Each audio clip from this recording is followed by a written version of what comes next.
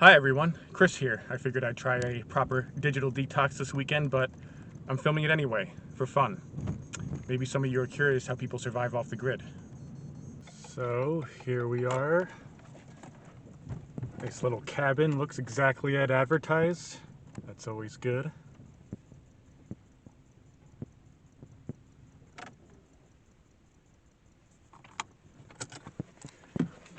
Like the loggish look, definitely what I was going for. The owner said the door should be unlocked. Let's see. There we go. That's good.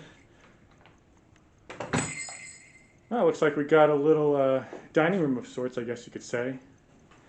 There's the key, the owner said would be on the table. That's also good. Let's see here. Oh, looks like the last guest wanted to scare someone. Not sure what that's all about, but there's no cell service here, so I guess we'll see. Let's see here. Looks like got a little kitchenette going on here.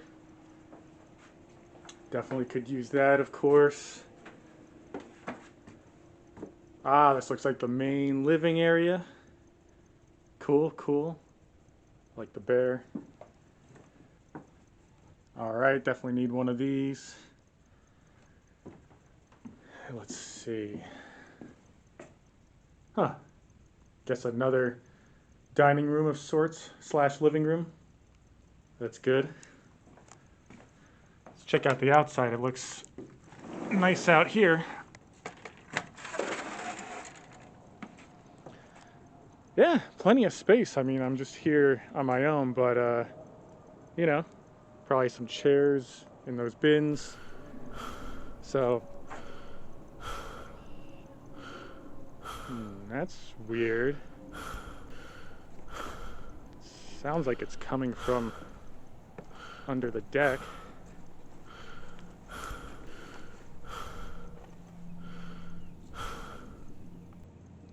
Hello?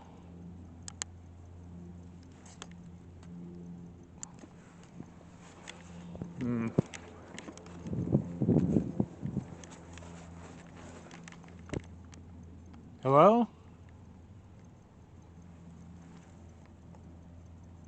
Huh. Well, that is weird.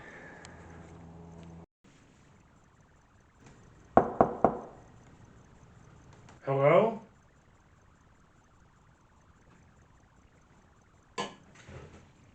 Hello?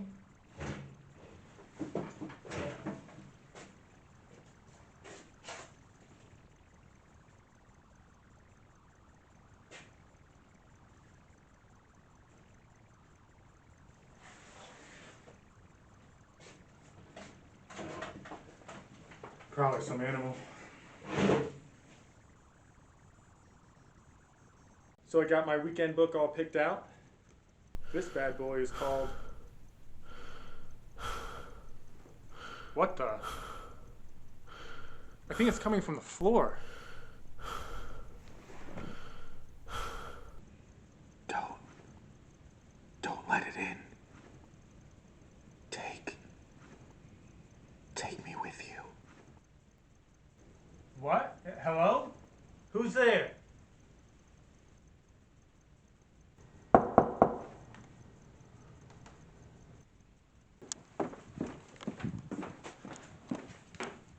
Please, tell me who you are. I'm calling the cops if I have to.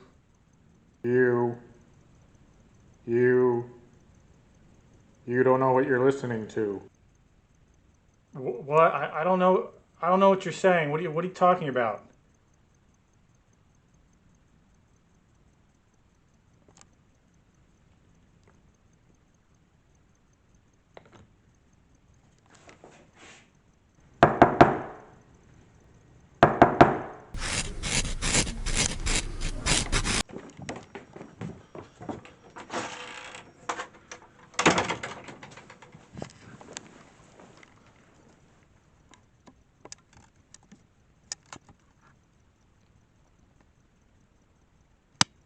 Don't open after sunset. Oh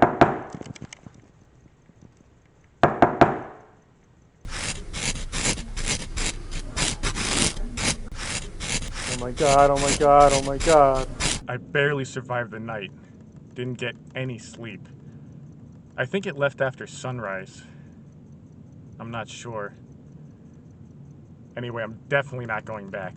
Gonna talk to the renter about this when I get home. Home sweet home at last. I'm recording this just in case.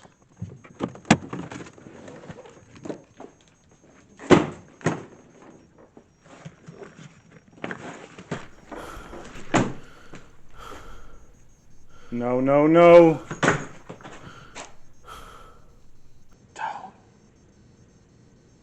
Don't open it. What the hell? I didn't open it! That's why I came with you.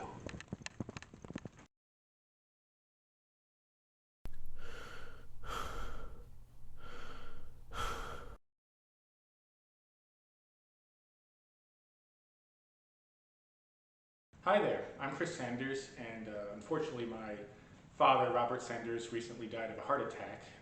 He was 89 years old, so not really a shock, I guess, but he seemed healthy, no heart problems that we knew of.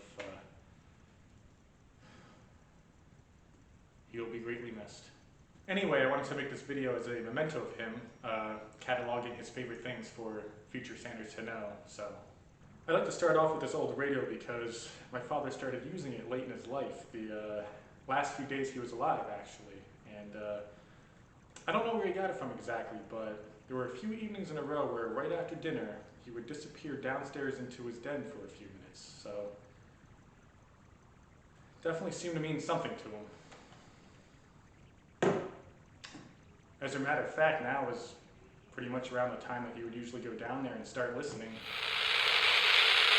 Good evening, folks, and welcome to Bizarre Evening Deaths. Tonight's story is a little longer than usual, but sometimes it takes time to get where you're going. Our subject was a man who liked routines. Same bus, same seat, same hour every morning. He believed routines kept things from happening. They don't. That night, nothing felt wrong. The bus stopped when it was supposed to. The doors opened. The street looked the way it always had. He stepped off thinking about dinner, deciding between leftovers and something warm. He never noticed the loose lace on his shoe, or the way it caught on the edge of the step, or how the man behind him was in a hurry, or how the driver had already taken his foot off the brake. Witnesses later said it happened very slowly, that the man didn't fall all at once. He tilted, corrected himself, and tilted again, as if his body hadn't quite agreed it was time yet. The bus lurched forward. His foot stayed where it was. The rest of him did not. People remember the sound more than the sight. A sound they couldn't place until it was already over. Dinner that evening was never decided. They cleaned the step before the next route. Anyway, that's tonight's story. Thank you so much for tuning into Bizarre Evening Deaths, and be sure to join us tomorrow for the next episode. Trust me, we have a real doozy for you. Have a great rest of your evening, and, as always, who knows who's next? So the show's called Bizarre Evening Deaths. Every night it tells a short story about a strange, tragic death. I've been listening the past few nights, and it's kind of morbidly fun. Weirdly, I can't find anything about it online, and it only plays on my dad's old radio, no matter what station I tune it to. Anyway, if you're around when it's on, you could always pop in for a listen. Alright, man, talk to you later.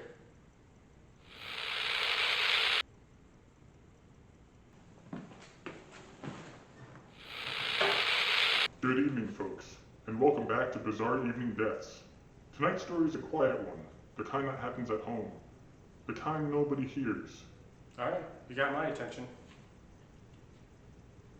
Our subject was hungry. Not starving, just hungry enough to rush a little. He sat exactly where he always did on his large gray cushioned chair.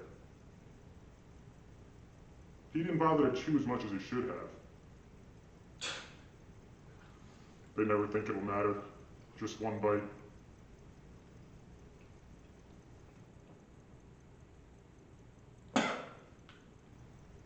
He takes a sip of water. It doesn't help. He coughs again. Harder. The body notices before the mind does. A tightness. A refusal.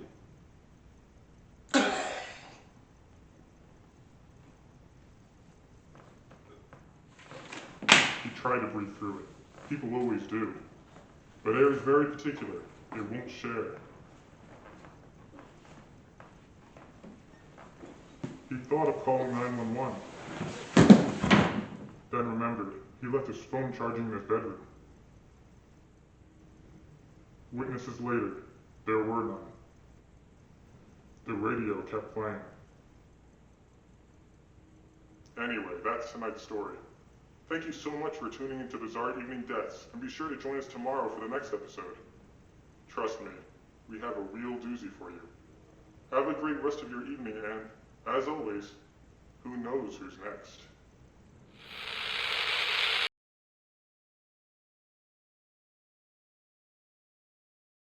Hi.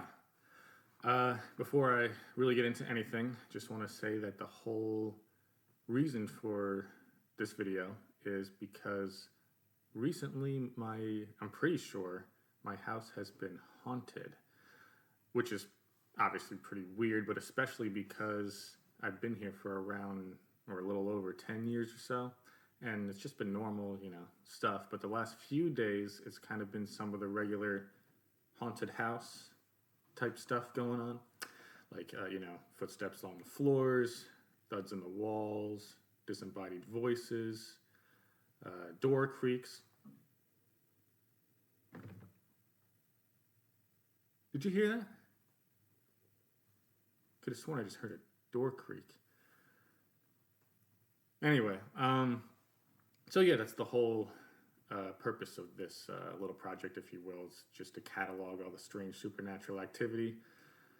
And who knows, maybe I'll even, maybe it'll even pick up some actual footage of this stuff. Who knows? That'd be great. Nothing is better than hard evidence, that's for sure. Anyway, I guess while I'm at it, I might as well just give you a little background information about myself. I'm Chris Verschel. I'm 38 years old. I'm an only child.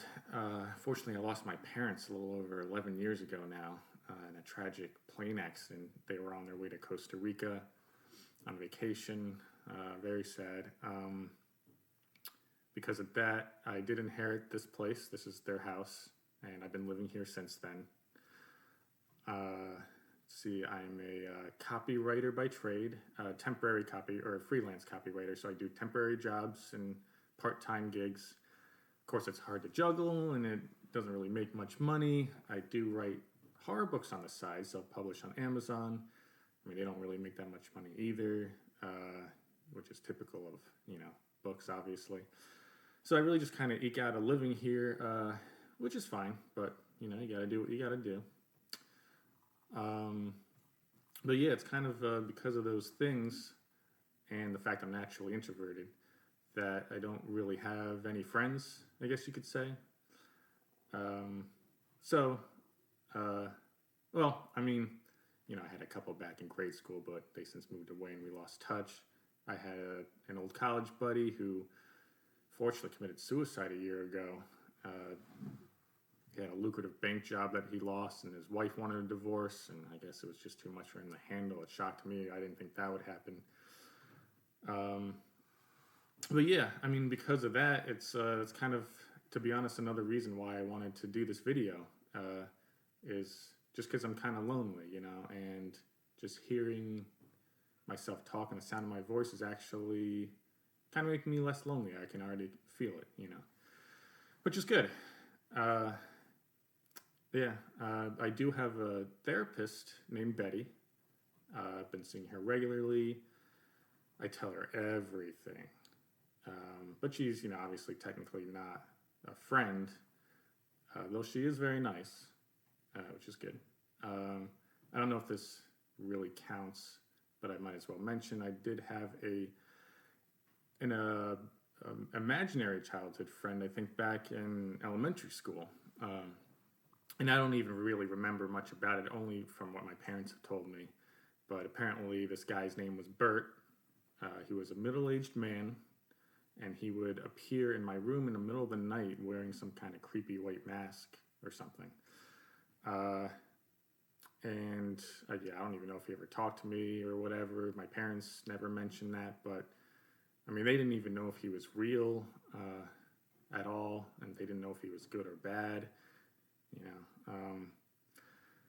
So, yeah, I guess that's really all about me for now. So, yeah, until next time. So I just replayed the last video, and I did not hear the door creak, which is kind of weird, but then again, I have been pretty riled up recently with all the supernatural activity going on around here. Plus, I am an author, or horror author by trade, so it's not hard to imagine. Maybe I thought I heard something when I didn't. Imagination can run wild sometimes. But anyway, I figured while I got you here, might as well give you a little tour of my place. What do you think? So let's see. Let's pick this guy up here. And this right here is my bedroom. There's the bed. It's my little workstation here. Over here is the kitchenette of sorts, which reminds me I gotta go grocery shopping. This area actually leads up to the street because the house was built along the side of a hill and kind of goes down along the hill, which is kind of cool. I always like that feature. Here is a weight room because my parents were fitness freaks all the way up until, the unfortunate end. This right here is my living room. Through here we have the bathroom. Oh, there we go. Always need one of those. And this door here leads out to the garage area with the driveway that slopes upward. So, yep.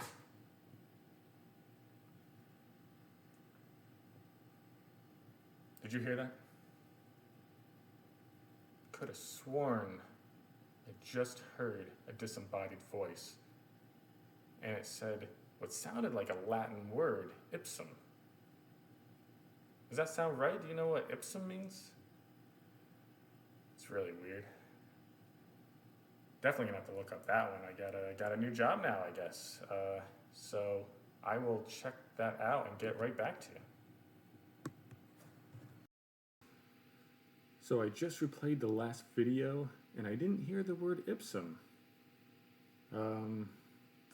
which is also really weird. But it got me thinking, maybe this ghost can talk directly inside my head, which would be pretty crazy, right? Anyway, I did look up the word ipsum, and it means know yourself in Latin, like I thought. But that's a pretty weird thing for a ghost to tell me, of all people, you know? I mean, I certainly know myself. I literally just told you all about me. And I've certainly told Betty all about me lately, or recently, so I don't know.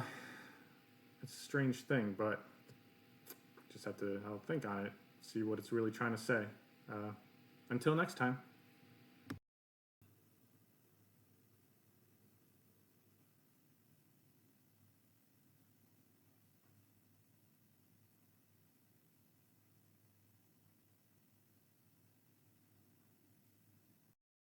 Well, it's been a couple days now since the last video, and I'm about to go out jogging actually, but just wanted to report that there's been no supernatural activity.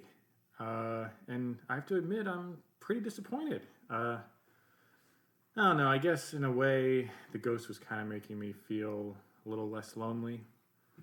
But now I have you, right? So, what should I call you? I feel like you should have a name. I'll have to think of one while I'm out jogging, but anyway, until next time. Well, I couldn't think of a name for you. It's hard because you don't really have a sex, and basically a hunk of plastic. No offense or anything. I spoke with Betty about it, and she doesn't think you should have a name at all. In fact, she doesn't think I should be talking to you at all. She did give me a couple of suggestions, though. She said I should go out to bars and coffee shops and strike up conversations with strangers, basically, or just join local clubs. But I don't know. I don't have any hobbies, and I don't drink alcohol or coffee, so. Plus, it's really hard for me to strike up conversations with people. I'm just such an introvert. It's really difficult. I honestly just want to come back here and write and talk to you. You and the ghost are my real friends. Speaking of the ghost, there's been some activity around here. Just the usual, some door creaks and footsteps running around. It's actually been kind of nice. Anyway, until next time.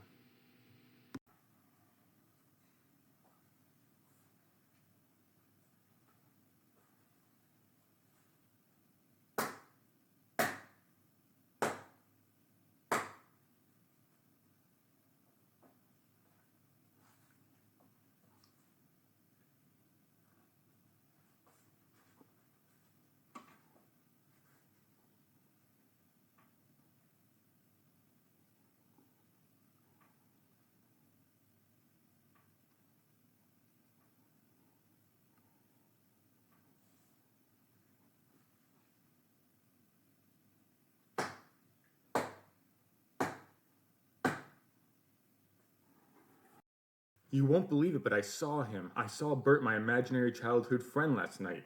And after all these years, he was right there, standing at the foot of my bed, watching me sleep. I have no idea why or for how long.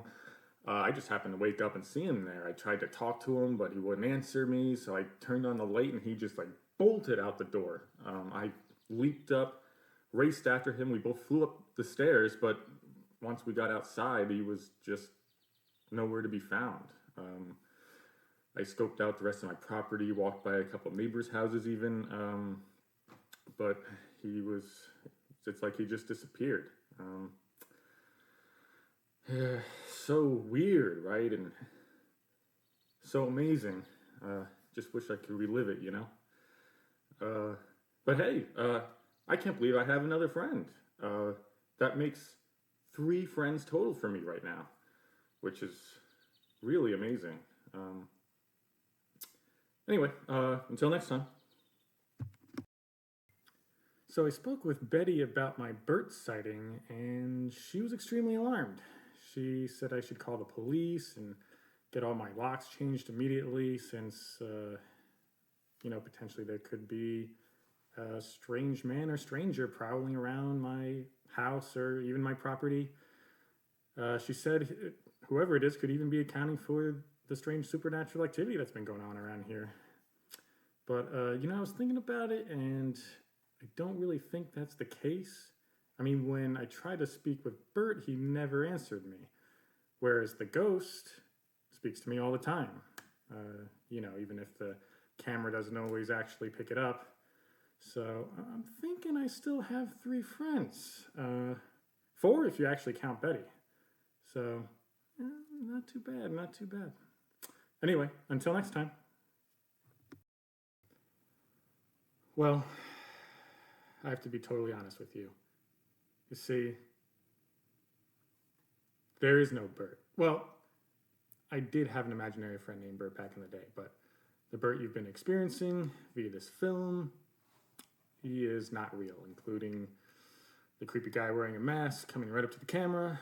That was basically me, creepy guy wearing a mask coming up to the camera. While I'm at it, I guess I might as well admit that Betty is also not real. Heck, there's not even a ghost around here. All of that completely fabricated by yours truly. And I was thinking about it recently, and I think the reason is really just because I've been so bored and lonely around here lately, as well, I know you're aware. And plus, I'm a creative writer, so, Oh, there's actually a third motivation for this film, and it's a girl I've been dating recently. Her name is Abigail. Been seeing her for a couple of weeks. Very nice girl. And she recently said, you know, Chris, you've been trying your hand at writing books for a long time. Why don't you give something else a shot, like filmmaking or something? So I was like, oh, okay, filmmaking, interesting. I could give that a whirl. And obviously I did. And to be honest, I think it came out pretty well, don't you? How about you, Abigail? You think it came out pretty well? Oh, yes, definitely. I really do. Oh, thanks, Abigail. It's so nice of you to say. Do you think I should make some more films? Oh, yes, definitely. I would love that. Please do. All right, I guess I will then. Well, you heard it here first, folks. Until next time.